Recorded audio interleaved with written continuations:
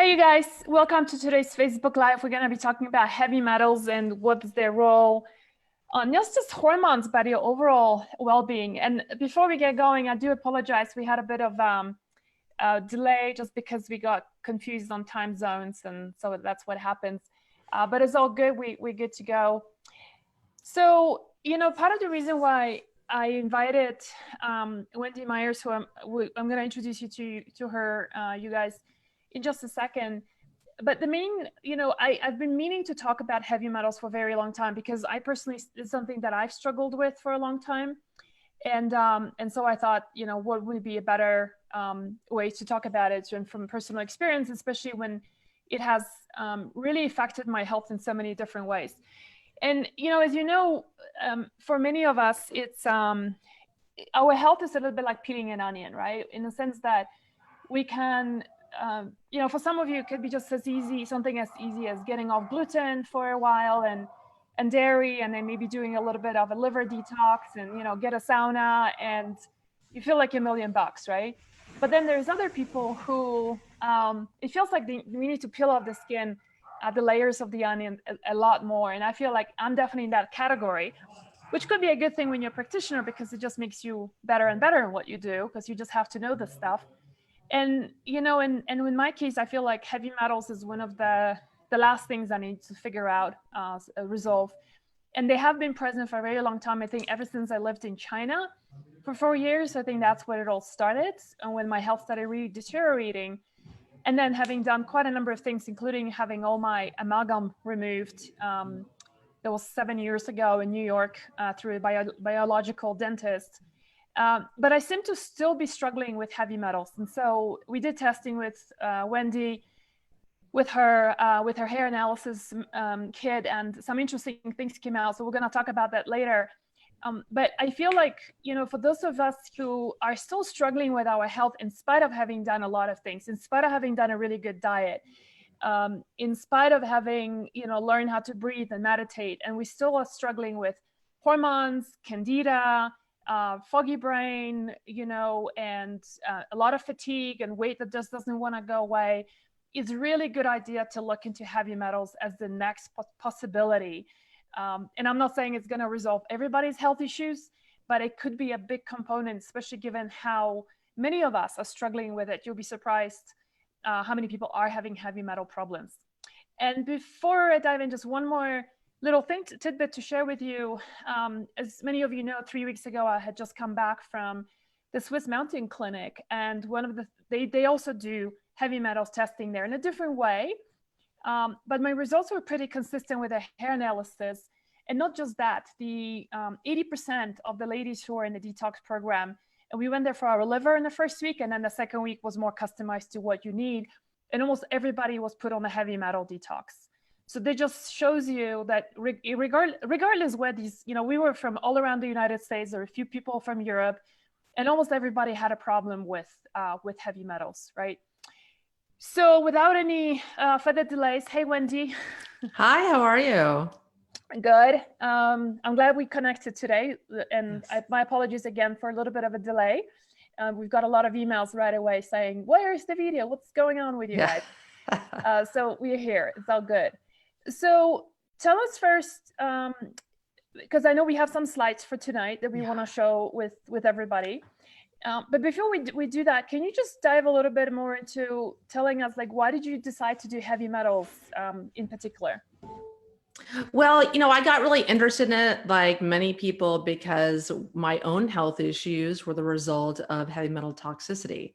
And I was, about 37 years old and wasn't feeling well. I'd had a baby about a year before and just could not get out of this cycle of brain fog and, frustration. I was having trouble losing weight. I was moody. I wasn't sleeping well. I just didn't feel like myself at all.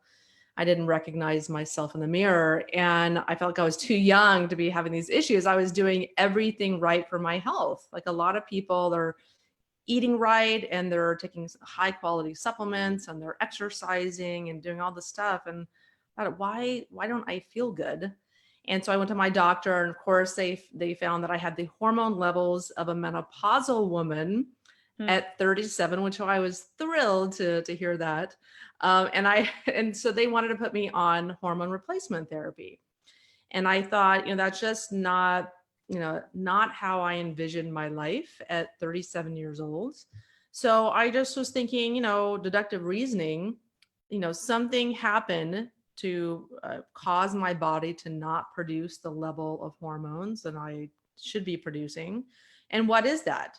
And if I take care of that, then perhaps I could restore normal hormone function.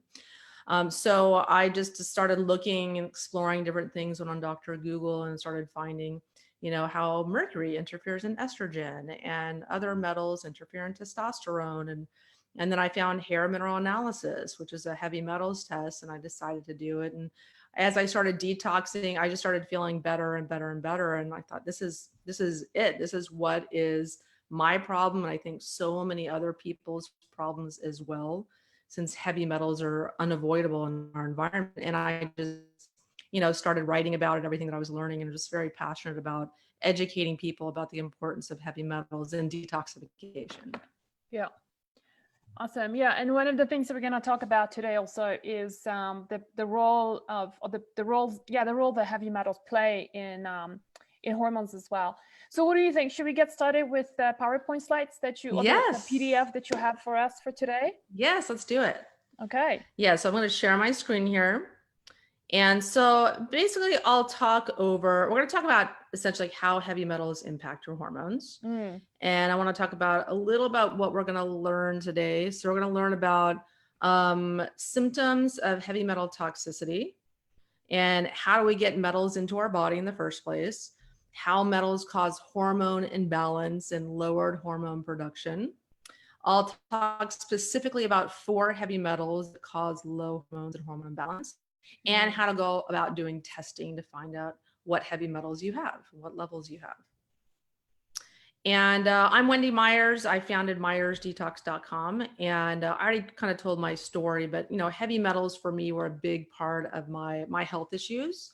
And I think that's the case for a lot of people, especially if they've been doing a lot of different things for their health and nothing's really working and they're trying to figure out what the problem is. Heavy metals interfere in all of the body's different processes, including hormones. Heavy metals do throw a wrench into your body's metabolism and your body's functions in various ways, every different metabolic function. So they're a big cause of people's symptoms, including hormone imbalance. And a lot of people ask, what are symptoms of heavy metal toxicity? Well, there's a lot of them, but some of the first signs are low sex hormones, which includes low libido, poor sleep, low stress hormones, where you do any adrenal stress hormone testing, low cortisol, low aldosterone. Metals can interfere in those hormones as well. Low thyroid hormones, mercury is a huge culprit in that. Fatigue is a big one. Lots of different metals interfere in mitochondrial functioning and energy production. Brain fog, lots of metals interfere in nerve transmission, production of neurotransmitters, brain function in general. Weight gain and resistant weight loss is a huge one. Arsenic's a big culprit in that. And moodiness also, like I mentioned, metals interfere in neurotransmitter production, hormone production, and anxiety, depression, and that can result generally in moodiness. And yes. I have to say, what's interesting about these symptoms, and that's one of the, I think, difficult things about heavy metals and working with them, is that any of those can be due to a lot of other things as well, right? Yes. You could be low on stress hormone because you're chronically stressed out. You could be having low thyroid function because you've got an autoimmune problem and parasites and a gut issue, right? Whatever, right? Fatigue is like 100 other things that can cause that. And that's one of the, I think, difficult things of diagnosing it, is that, like when your hair is coming out, your hair, you got like, you got a swelling going on here and you're cold all the time. You kind of know it's the thyroid, right? But I feel like with the heavy metals, they're just such a, what's the right one was I'm looking for, it's like like a real, it just hides behind, like you just can't find it and easily identify it, can you? Exactly, because metals can cause hundreds of symptoms. I mean, literally hundreds of them. And it's one of those things where you're going into your doctor's office and you're telling him, "Oh, I can't sleep and I'm depressed and blah blah blah," and all these general symptoms that can be so many other things. Heavy metal toxicity goes largely unidentified and under the radar because it's something most doctors and most functional medical practitioners aren't checking for, testing for, thinking about. But the reality is, there's hundreds of thousands of, there's about 100,000 chemicals, there's dozens of heavy metals. Everyone has heavy metals, some level of them. Yeah. And so they are interfering in your body's metabolism in various ways. So, a good thing to do is really be thinking about a detox, adding detox to your health regimen to remove these metals that we all have, and then see what symptoms are left over. Mm. Because Yeah. we all know, most people have mercury, everyone has lead, everyone has aluminum statistically. Most people have cadmium. I mean, there's a lot of different metals that people have. We know everybody has. And there's other metals that are not very common. I have a lot of people coming with gadolinium toxicity, with thallium toxicity, with Yeah. other metals that we know in the research are causing people's health problems Hey, you and guys, we're symptoms. gonna be taking questions towards the end, so just keep popping them on, and then Wendy and I will go back to those to your comments and questions. Let us just get through this because a lot of times questions do get answered as we go over the material. And I will also share with you, I didn't tell you this, Wendy, but in the in the detox that I did in Switzerland, it's kind of cool to do it 1 year and the following year, because then you have the comparison, the before and after, of what happened within the year. And one of the things that they do there, they use this very much of a European technology. They call it the oligometer, Yes. and they use the hand, right? And so what was interesting to see is that amongst many things have improved for me, but one of the big ones was my detoxification pathways have improved from 50% being open to being now open to 70%. Fantastic. Yeah, it was really good, because that's one of the things, we're going to address a little bit in this presentation today about how do you address once you've found with heavy metals. But at the end of the day, it's like you can only pop so many supplements, because if your liver is not functioning well, your gut is messed up, you're super stressed out, you're not sweating, right? Then, you're not drinking enough water, right? All of those combined is really only going to go so far. So it's just having these pathways open, being able to detoxify. That's a real big one too. Yeah, absolutely. Yeah, we'll go into all that and kind of my favorite detox protocols, things that people can do at home right away. But yeah, there's a lot of different things to it. It's not about just identifying the metals and going in. Let's rip them out. Let's take a supplement to rip them out. You've got to improve your body's functioning to allow them to release. So it's kind of like doing a pre-tox almost, and like you said, opening up your body's pathways, getting the liver working well, getting the kidneys working well, pooping to make sure you're pooping so that a lot of metals exit through your stool. So there's the very simple things you want to do for your health anyways, not just to remove metals. Yep. You might be wondering, why am I wearing this? But it is really cold. We've had snow today. First day of snow in Colorado, so I am cold, and so I'm putting on my jacket. You're like, it's not my thyroid, I'm just cold. No, but so, and a lot of people are wondering, like, how do we get these metals in our body? Yep. Well, they're everywhere. They're in the air. We breathe them in through industrial manufacturing. If you look around you, all the stuff has metals. Our phone, our computer, like everything has metals. It's coming from somewhere. It's being drudged up from the earth and then used in manufacturing of all the various products that we use. It's also in our personal care products. This is probably one of the biggest entryways of toxins into our body. And so you have to be very, very careful about the products that you put on your skin, which absorb very, very well into your body without filtering by the liver. Like if you ingest something in food, at least your liver will process that to a degree. But if you're, smoothing something on your face every night that has heavy metals and other chemicals in them, that's just going straight into your bloodstream. The good news is that's one of the easiest ones to fix too, right? Yes. You change your product. Yeah. Exactly. Yeah. And all this stuff can be fixed. It might sound a little bit depressing, but all this can be turned around. And then food, unfortunately, our food is very contaminated. There's metals in the water that they're watered with. There's metals that are in the soil, metals that can be in some of the pesticides and herbicides that are used. And so our food can be very contaminated. And then water is a huge source of contamination. And even if you drink filtered water, you can still get metals and chemicals when you're showering, because you absorb about a gallon of water in a 10-minute shower. So that's something to also be aware of. And then supplements, especially a lot of food-based supplements are made from food, and our food is largely contaminated with lead, because there's a lot of lead in the soils from use of leaded gasoline. And so that all just got into the air, into the soils, and into the food supply, unfortunately. And the supplements are no exception to that. And then there's some supplements, India and China, traditional Chinese medicines that unfortunately can be big sources of metal contamination. Even if they're organic does not mean metal free. Organic means chemical and pesticide free. And so that's something to also be aware of. And I don't really not too excited about the Prop 65 warning labels they put on supplements. If they had to put that on food, it'd be on almost every single food out there that we eat. So I don't get too worrisome about a Prop 65 warning on a food or on a supplement, especially if it's a food-based supplement or something made from food. But that's a whole nother, Discussion, webinar. yeah.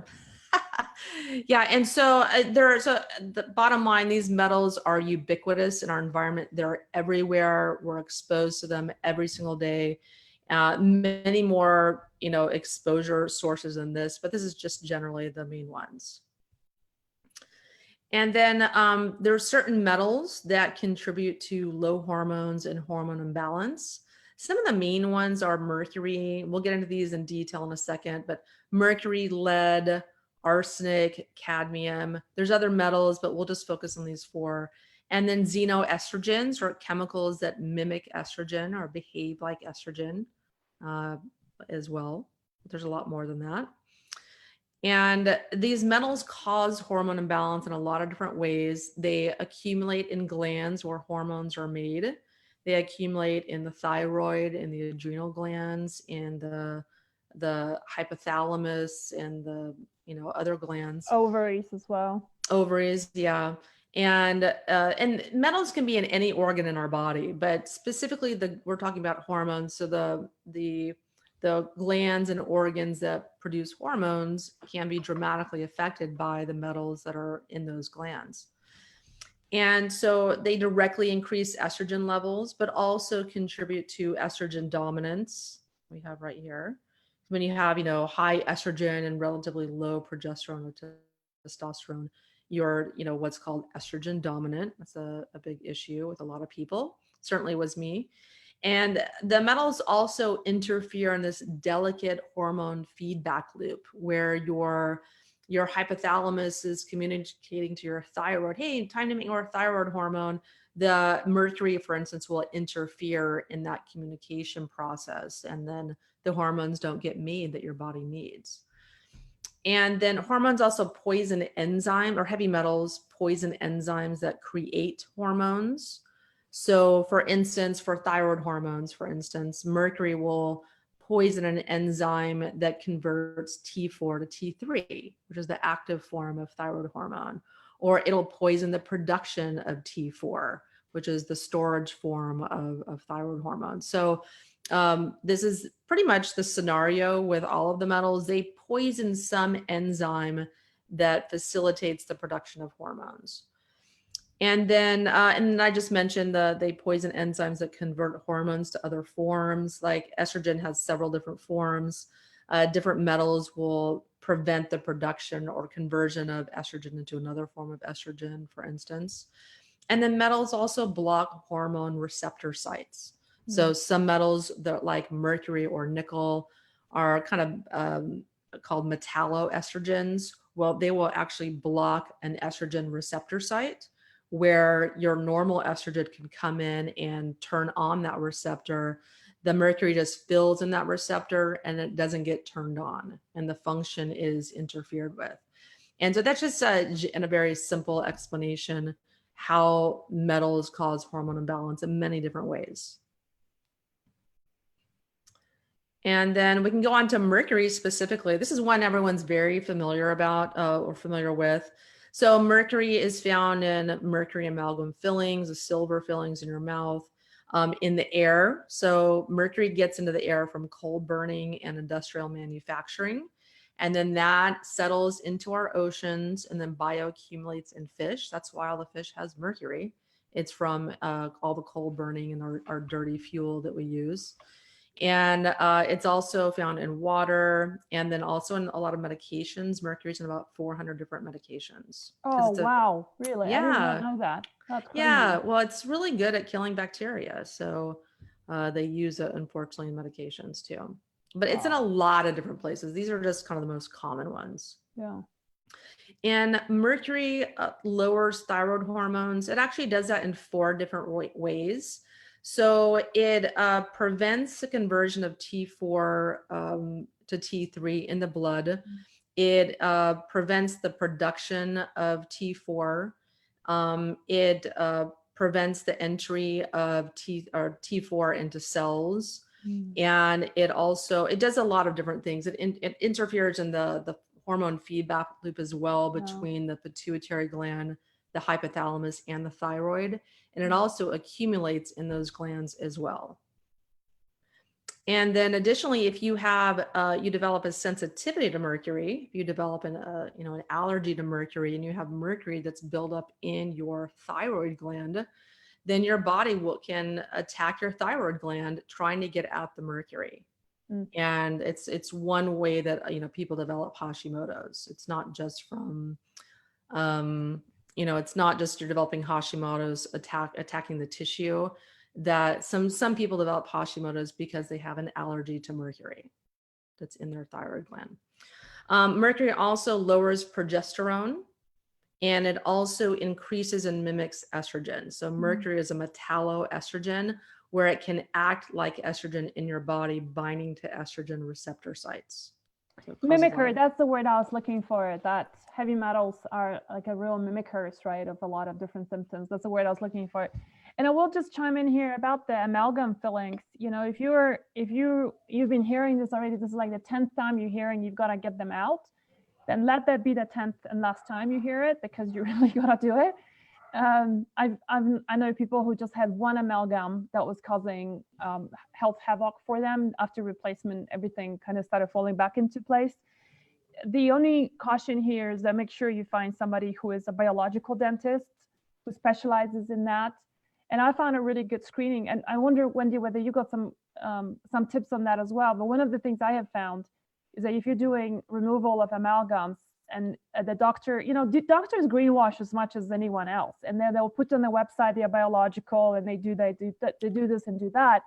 And I have found it's not always true. And some of the extraction methods they are using, they don't use, apart from protecting themselves, they don't really protect you. And so everything gets back into the lymphatic system, like under your tongue. And so what I have found is also just asking real good questions about exactly how do you extract it, remove it, what kind of equipment do you use is a good indicator. But I've also found that a really good one will put you on an amino acid protocol 2 weeks prior to the procedure. And that way it creates an abundance of those amino acids that are going to be binding up to the heavy metals, to the mercury specifically after the removal, because it's inevitable that you're gonna have some residue of mercury getting very active. And I remember when I had 6 done in one day, and it was just my choice of just getting done with it. But I have to say, I was on the sofa for 3 days after that. I was so exhausted. So it does have these consequences, but obviously I have no regrets of doing that. But I remember how she prepared me for that, which I thought was a really great one. Yeah, I actually heard this story today. Somebody was telling me they had 8 mercury fillings removed and that they thought it was a biological dentist, and they realized that it wasn't later. So you do have to be very, very careful. It's a very good tip.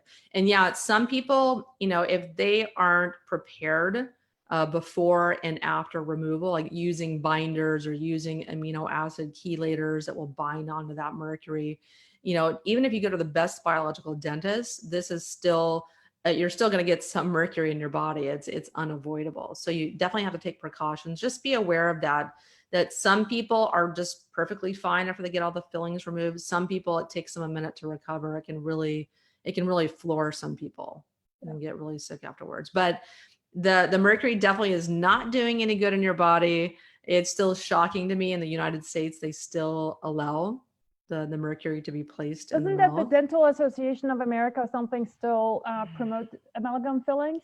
They do. I mean, if you think about it, they can't backtrack on that, because if they did, they would be sued, because this mercury has caused so many health problems for so many people. I mean, it's so poisonous. I mean, there's thousands of research studies to prove this. So I think that's it has to be a liability issue. But in a lot of other countries, they have outlawed mercury placement of mercury amalgam fillings for a reason. So a lot of times, I don't know why there's still so many doctors that seem like they're incredibly intelligent people and love their work, but they still hold on to that. Well, the AMA says mercury is fine, so I still use it. So you have to just, the mercury is causing problems. And if you have an allergy to the mercury, it's going to cause more problems than the next person who also has one mercury filling. Wow. Some people have very, very severe reactions to mercury, and they become very sick from it. And those are the people that get better after they remove the mercury fillings. Typically. Let's move on to the next ones. We have a ton of questions coming in, so I want to jump for Q&As. Yeah, so for cadmium, this is more common in our environment than people think. So cadmium is found in cigarette smoke and marijuana as well. It's found in water. It's found in fertilizer. It's found in air pollution. It's found in fish as well. Anywhere you find mercury, you also find cadmium, because cadmium is a product of petroleum burning in our environment. It's also found in coffee. It's one of the things that gives coffee its little kick, besides the caffeine, and plastics, and in industrial production as well. And cadmium is really nasty. So it blocks estrogen receptors as well. It lowers testosterone, so it's going to lower your libido. It lowers progesterone, lowers prolactin, and which will cause irregular periods as well. It also deposits in the pituitary gland, so it interferes in hormone signaling to the thyroid, adrenals, and ovaries. It's also responsible for recurrent miscarriages, because it increases the amount of natural killer T cells in our body. And those need to be low in order to allow a fetus to grow. So many women that are having recurrent miscarriages, cadmium can be a culprit in that as well.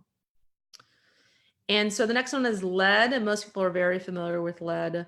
It's found in soil and in food.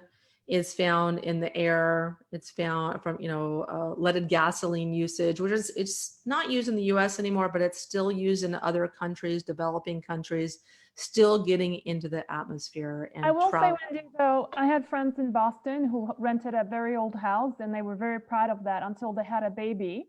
And then she started having, ever since she started walking, she started having brain development issues, just slowed down, and she was a really bright kid. It turned out it was because of the lead in the paint on the walls, old building. And because she started walking, grabbing, holding onto things, putting things in her mouth. They tested her through the roof, lead, detoxed her. She's back on track now. Yeah. So interestingly, it's not completely gone as you would have thought. Yes. I mean, it's not as like in the air as much as it used to be when we allowed the use of leaded gasoline, but it still is in 50% of homes in the lead paint. Even if you're, it can be under newer paint or wallpaper, but as soon as you start doing home renovations or it starts cracking and peeling and there's dust, there is lead in that dust. And it's something that people aren't really thinking about.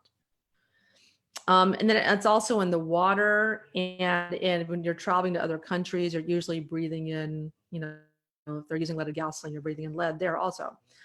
And lead, sadly, is in 20% of baby food samples tested. How come? Where is that coming from? Because it's still in our soils. It's in the food. Wow. Yeah. And 14% of food samples tested had lead as well. I honestly think these figures are much higher. This is a small sample size, or relatively small, but I think it's probably a lot higher than this. And also, lead it's primarily in our bones. So a lot of people will do metals testing, there won't be any lead, but everybody has it. It's statistically impossible to not have lead in your body, but it's hiding in your bones. And when women reach menopause and they begin having lowered estrogen, which means faster bone cell turnover and bone loss, the lead starts coming out of their bones and causing symptoms, causing fatigue, causing cataracts, and causing other health issues. So lead also lowers estrogen, lowers progesterone, lowers prolactin, lowers testosterone. So it causes a lot of problems there. And then arsenic. Arsenic is found in conventional chickens and eggs. It's found in rice. It's primarily in the bran. So I avoid brown rice for that reason, because there's less arsenic in white rice. And it's also found in water. What about organic brown rice? Yeah, so organic is fine. Organic is going to have less arsenic than non-organic, but it can still have arsenic. It depends on where it's grown. I like Lundberg rice because that's grown in California, but any rices grown in the southern United States, because they use arsenic-based pesticides that are now outlawed, but they're still in the soils. Rices from the south can have higher arsenic.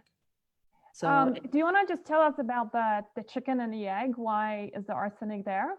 Yes, because it's in the chicken feed. So in 2015, the FDA outlawed 3 of the 4 antibiotics that were fed to chickens routinely around the world. These antibiotics that are added to chicken feed have arsenic in them. And the reason that they're used is because the arsenic, it makes the chickens grow 50% faster. So they put weight on faster, and it looks more pink, like that the meat looks pinker and healthier. And it's unfortunately a practice that's done around the world. So the only way you can avoid this is to eat organic and pastured chickens and eggs. Because the chickens, about 70% of chickens, they did a test in Consumers Reports, they found that 70% of the chickens had arsenic in them. Yeah, so not too good. Okay, and then also it's found in pesticides. It's also in the air as well. And the most insidious thing about arsenic is that it poisons enzymes that remove triglycerides from fat cells. So it literally prevents you from losing weight. And so I learned this the hard way, because I used to love El Pollo Loco. I used to go there, oh, it's chicken, rice, and beans. It's super healthy, right? But I didn't realize I was eating a load full of arsenic with every meal I was eating. And I was very arsenic toxic, and just reached a threshold at some point where I just was having such a hard time losing weight, because literally my body couldn't let go of the fat out of my fat cells because of arsenic. Wow. Arsenic also causes blood sugar issues. It damages the insulin producing cells, the beta islet cells in the pancreas. And it also poisons glucocorticoid receptors, which regulate stress, blood glucose levels, blood vessel function, and lung and skin development. These are just a handful of the things that arsenic does. It does other things as well. Wendy, I know those are the 4 you have. We have a really good question, because I had the same problem in the past. It's gone now, but somebody's asking about thallium. Where is that coming from? Yeah, so thallium is naturally occurring in petroleum deposits. So anytime someone is, it's coming from the smog from car exhaust, industry, any kind of industry and petroleum production, it's just getting into the air and we're breathing it in. Do you feel like have you seen, like, from your clients, from your patients, higher levels of thallium in California? I wouldn't say higher levels in California. I've just noticed with almost every client I test, they have thallium.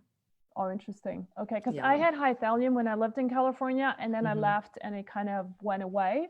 Hmm. And there was some hypothesis why California, but it's all speculative, so I'm not going to share.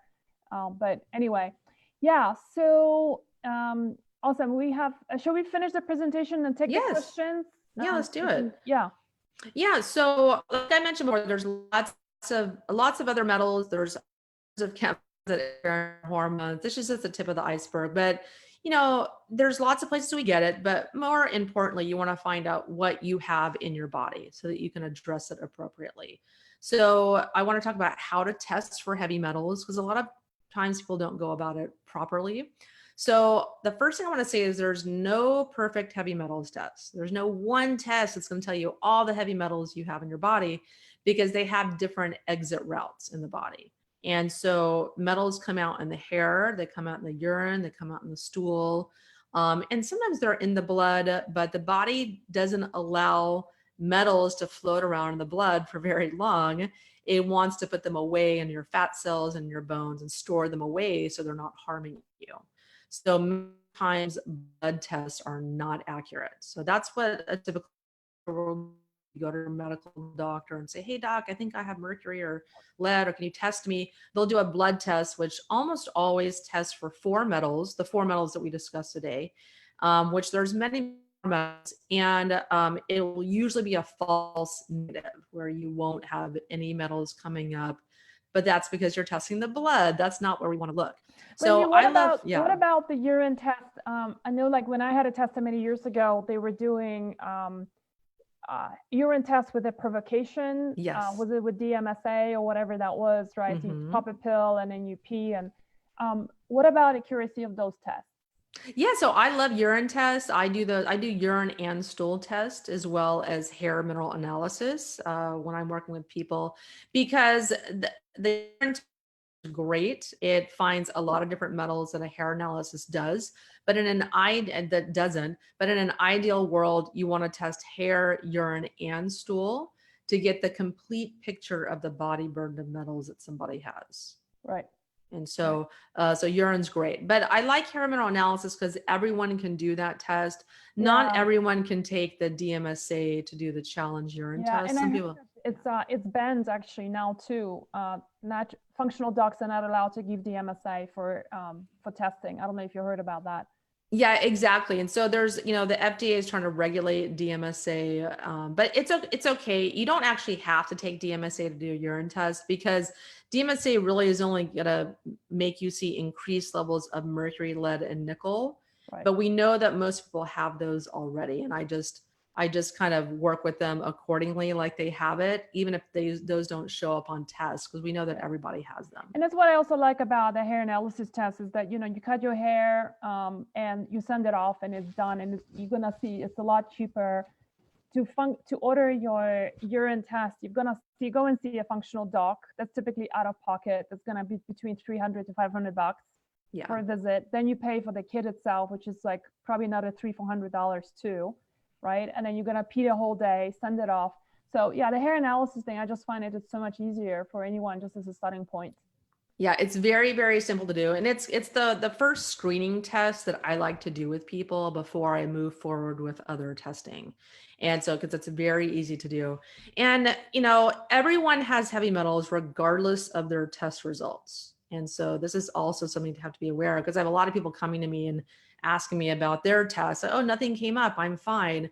No, that just means on that test, you didn't have any metals showing up, or your body's too exhausted to detox and push them out of your body. The healthiest people I've tested have tons of metals coming out. I've tested Dr. McCullough, Ben Greenfield. I mean, lots of Donna Gates, lots and lots and lots of people. Healthy people have lots of metals coming out. Sick people have no metals coming out. Oh, so But interesting. Okay. yeah, it is very interesting. It's counterintuitive. So I just encourage people to do a test, find out what metals that they have, because I assure you they're contributing to your host of symptoms that you have.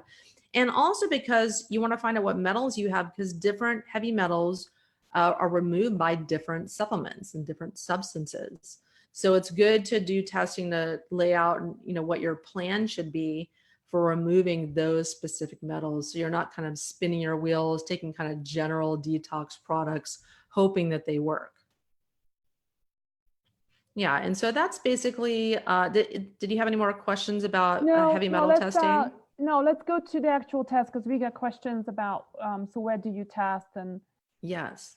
Okay, great. So we'll get back to how to detox in a second. Yeah. But so I just want to mention this again.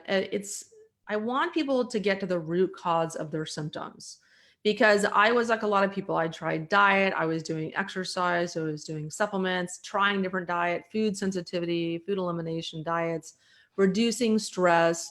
If that sounds like you and you're still suffering from all different types of symptoms like hormone imbalance and brain fog, fatigue, weight issues, I really want to encourage you to look into heavy metals.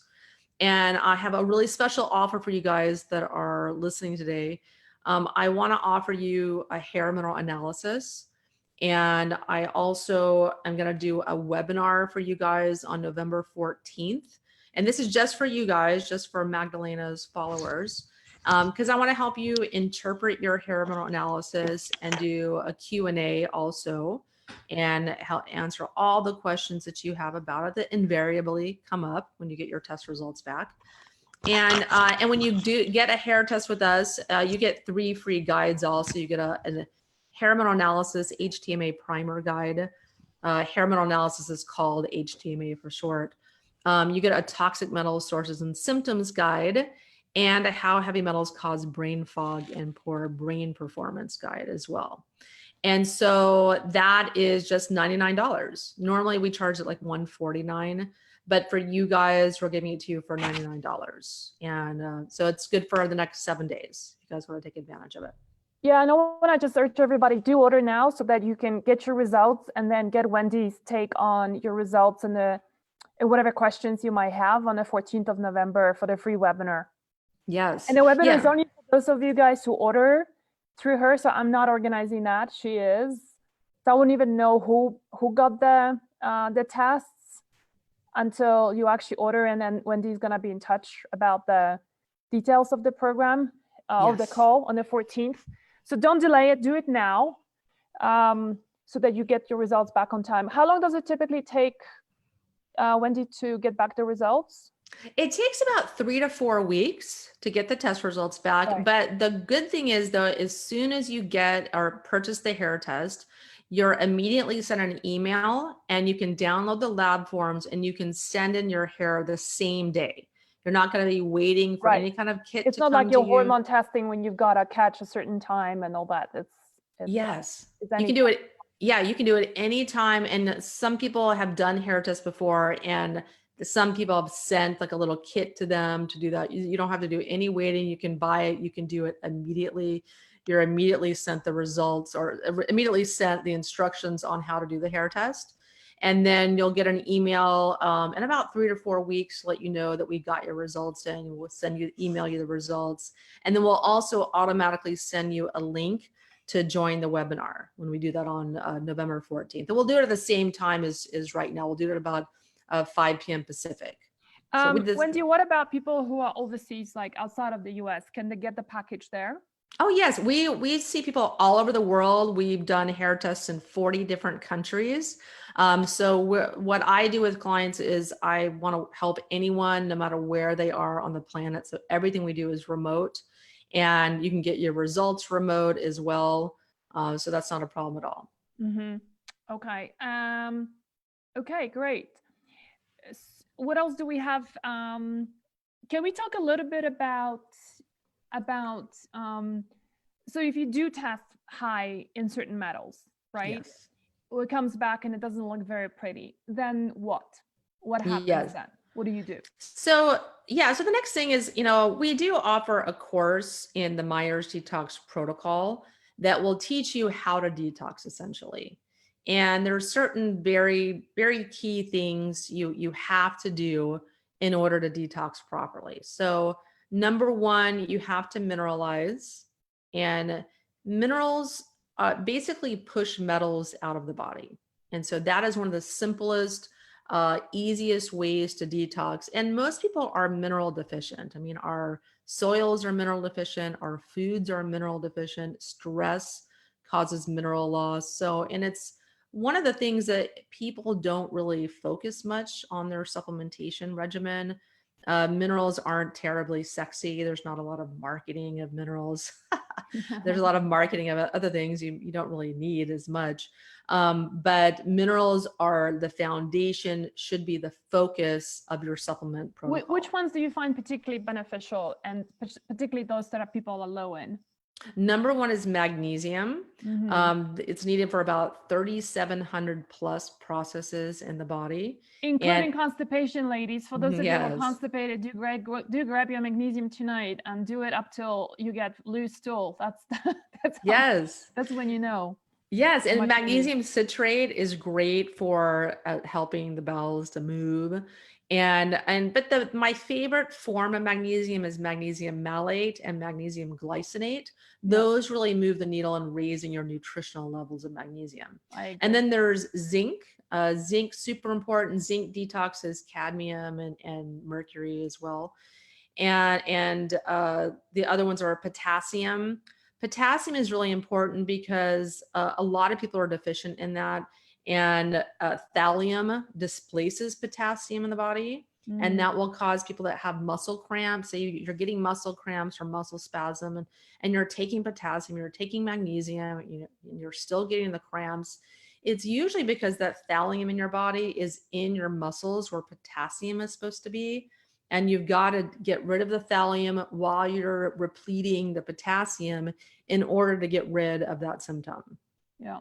So, and then other minerals, selenium, super important to detox, mercury and other metals, and to make thyroid hormones. So those are just the main ones, the macro minerals. And then there's all the trace minerals that are super important as well. Yeah, that's awesome. Infrared sauna, I actually got one turned on now. That's starting in 15 minutes. So nice. I'm ready. Nice. It's cold. I am cold. It's like, it's the 5th, what day is it? 10th of October. And we got like half a foot of snow outside. Oh no. Not cool. I saw your post on Facebook. I was like, ooh, I'm in Florida right now. Very happy and content. Oh, stop it.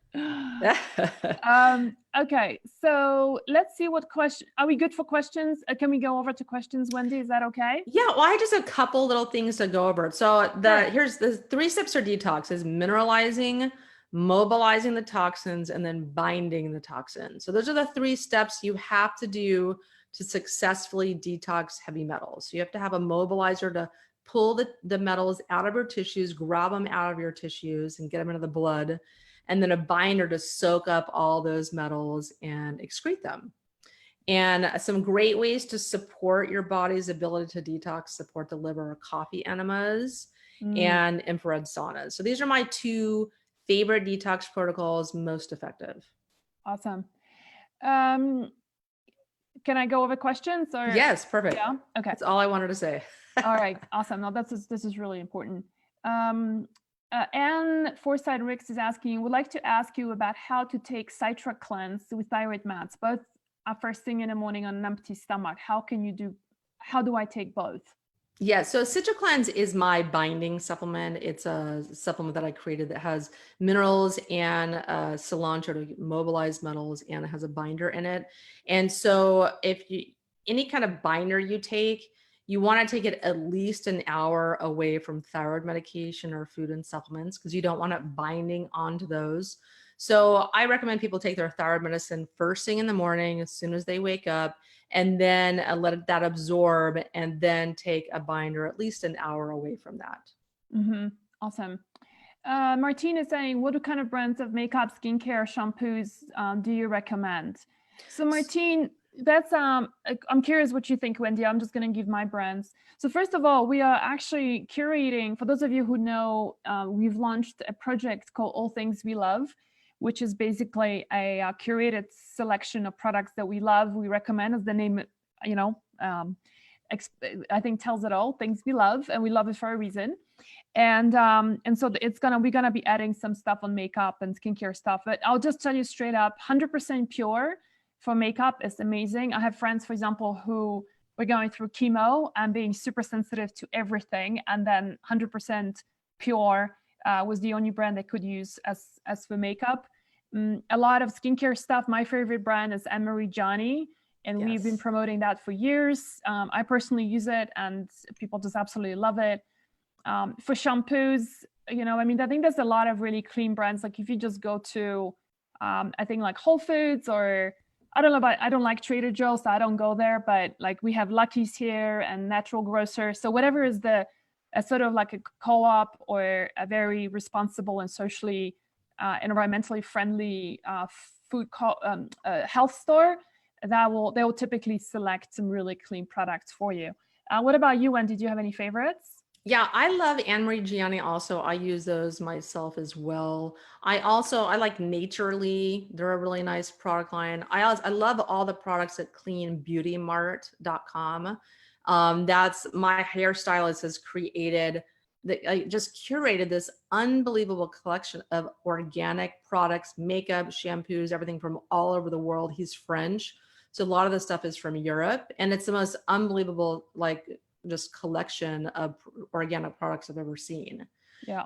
I also have a post on my website called Wendy's Favorite Natural Beauty Products, where I have a whole list of everything that I like and why I like it and whatnot. Cool. So lots of options out there for women today. Yeah, it's getting better and better. And one other way you can look at things is that if you see skincare products or brands that you're currently using, they're advertised on television or those major glossy magazines, I'll say just throw it away. Yeah, not interfering in your hormones. Those ain't gonna cut it. Nowhere close. All right, Patrice is saying, what about titanium implant posts for a tooth? I had my amalgam fillings replaced without precaution. No idea if it was needed. Wondered the long-term impact. Yeah, so anytime you have mercury fillings removed, you're going to have mercury depositing into your body, into your brain. So, but you're in the same boat as most people today. Almost everyone has mercury. It's impossible to avoid. So, the majority of people need to take steps to remove the mercury from their body, especially yourself, because you have a known exposure to it. So just do some tests. We don't see mercury fillings in a hair mineral analysis. We see that in the urine, but what we do see in the hair test is methyl mercury or organic mercury from fish.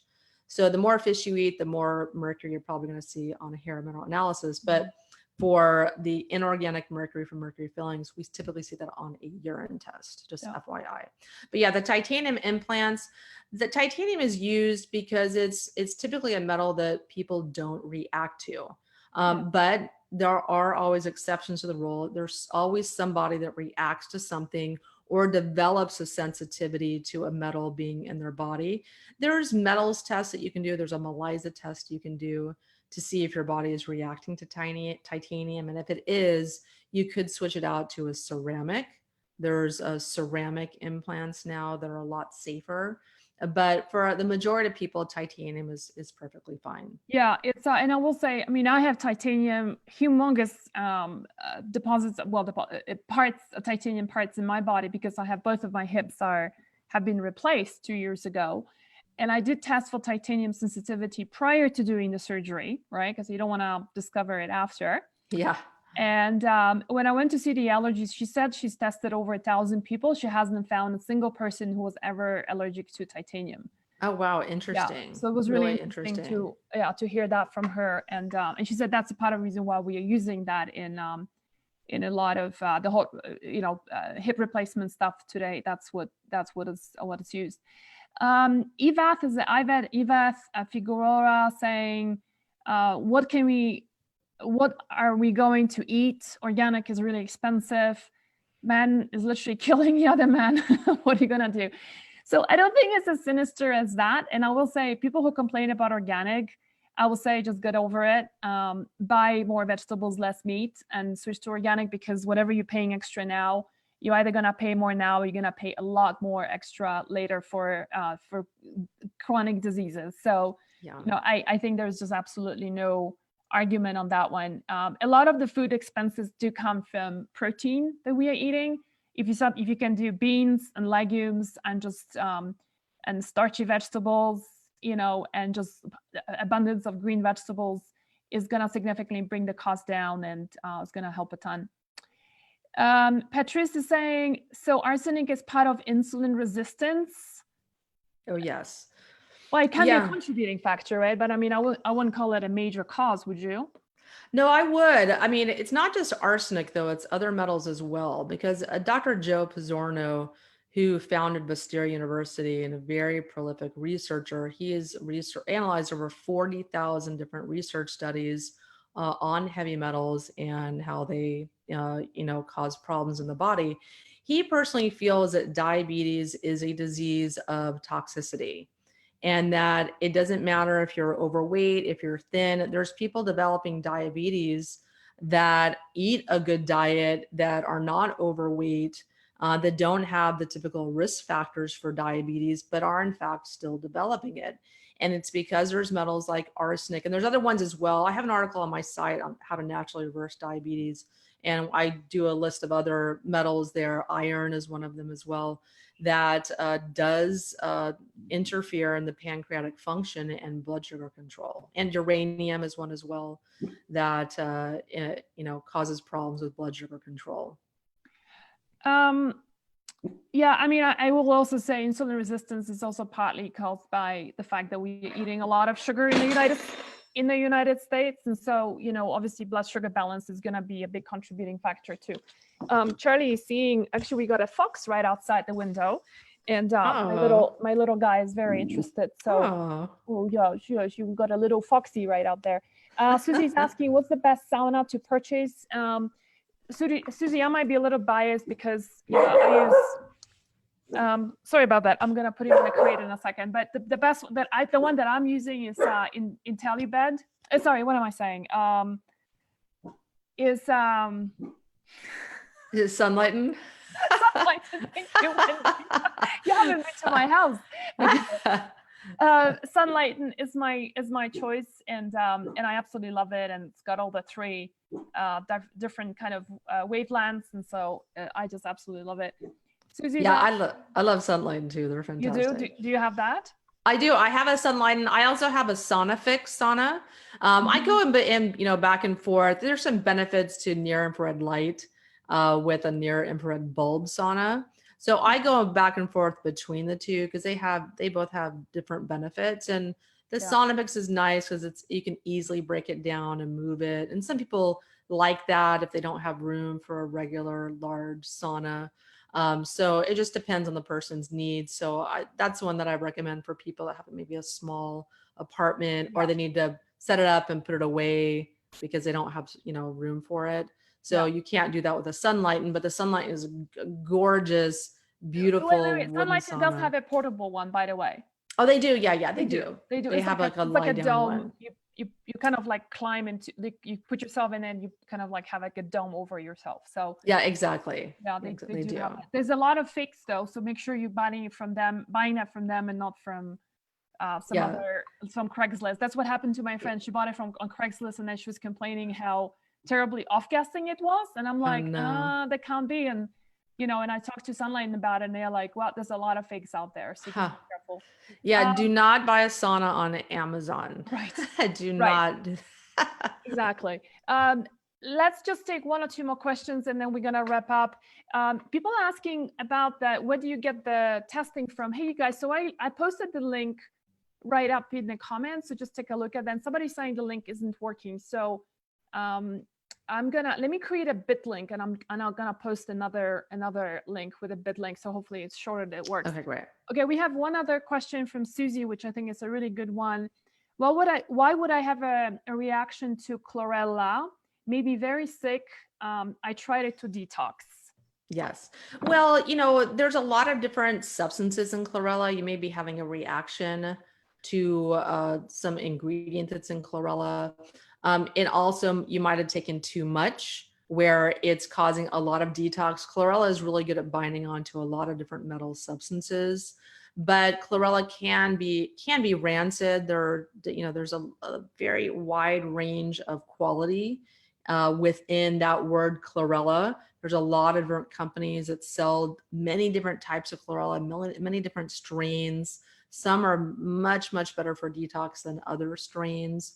And chlorella has a very narrow margin of error. There's a lot of different boxes that have to be checked for chlorella to be good for detox.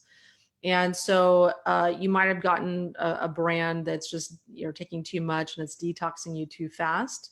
So you can take less of it, or chlorella may just not be right for you. So you could try something else. You know, I also read, I remember when I was researching a lot about chlorella for my book, that 30% of the population actually have an allergy towards chlorella, and they don't really know why. It's probably some kind of an enzyme we lack to break it down. Yeah. But it's not uncommon to have an allergy towards that. So you just have to work with other binders, really. Yeah, it's not a product. It's not something that I use because it has a lot of different problems. And they're just, for me, they're just cleaner ways to detox. But a lot of people love it. It's very, very popular. Yeah. Okay. Hey, you guys, I'm just posting the link with the bit link. So hopefully that's going to work if the other one didn't. All right, done. And then Martina's saying, so informative. Thank you. Patricia is saying the link works on my end. Okay, awesome. So that's good to hear. Yeah, so I think we're good. I don't want to do this for over an hour. So hey, you guys, so just a quick recap. Hormones Balance Community gets it for $99 instead of the $149. I've also asked Wendy not to leave us hanging and spend some time explaining what the results mean and what you can do next. I think that's the most important thing. Everybody's going to come back with something elevated, most likely. Yeah. And then the question is, what do you do with that, right? So like, we don't want to leave anybody hanging. So she's going to do an outline of what you can potentially do. She does have some programs that you can join. And there's going to be some advice also on how to DIY it if you prefer to go that way. So different options for different people. Yeah. You'll get some emails talking about, the Myers Detox Protocol course to teach you how to detox.